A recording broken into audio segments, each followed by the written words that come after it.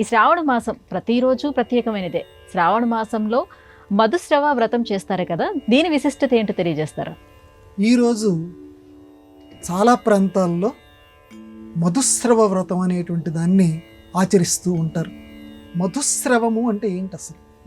ఆ పేరు కూడా చాలా సంస్కృత భూయిష్టంగా ఉంది. మధు అంటే తేనె, స్రవము అంటే స్రవించేటువంటిది. మధుస్రవ వ్రతం అమ్మవారికి చేసేటువంటి వ్రతమే, కానీ ఆవిడికి చేసేటువంటి వ్రతాల్లో ఈ శ్రావణ మంగళవారం వ్రతము, మంగళగౌరి వ్రతము, శ్రావణ శుక్రవారము ఇట్లాంటివి కాకుండా మధుస్రవము అన్నారు.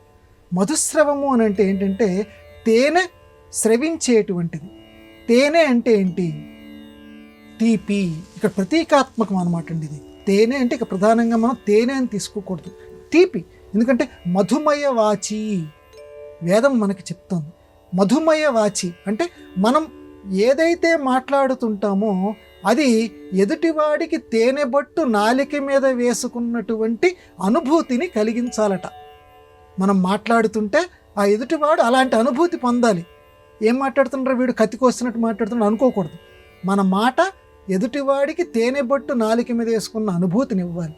అటువంటి మధుస్రవం అమ్మా మా జీవితాలలో, మా కుటుంబంలో, మా సమాజంలో అందరూ కూడా మధుస్రవం అంతా తేనెలు పొంగి పొరాలి. ఆ రకంగా తేనెలాగా మా జీవితాలు ఉండాలని చెప్పడం కోసం అక్కడ మధుస్రవ వ్రతం అమ్మవారికి ప్రత్యేకంగా పూజ చేస్తారు. మామూలుగానే ఏదైతే తోరం ఉందో ఆ తోరాన్నే కట్టుకుంటారు, మామూలు పూజలే. కలశం పెడతారు, కలశం పెట్టిన తర్వాత ఆ పేరు మాత్రం తేనె సీసా ప్రత్యేకంగా తీసుకొస్తారు. తీసుకువచ్చి ఆ తేనెని ప్రతీకాత్మకం కింద పెట్టి అమ్మవారికి అభిషేకం చేస్తారు. తేనెతోటి చేసి అమ్మ నీకు చేస్తున్నాము, మా అందరి జీవితాల్లో కూడా తేనెలు కురిపించు, తేనె వానలు కురిపించంటే చక్కగా మధురంగా మా జీవితాలన్నీ కూడా చెయ్యి అని అమ్మవారికి చేసేటువంటి పూజ, ఆ వ్రతమే మధుస్రవ వ్రతం.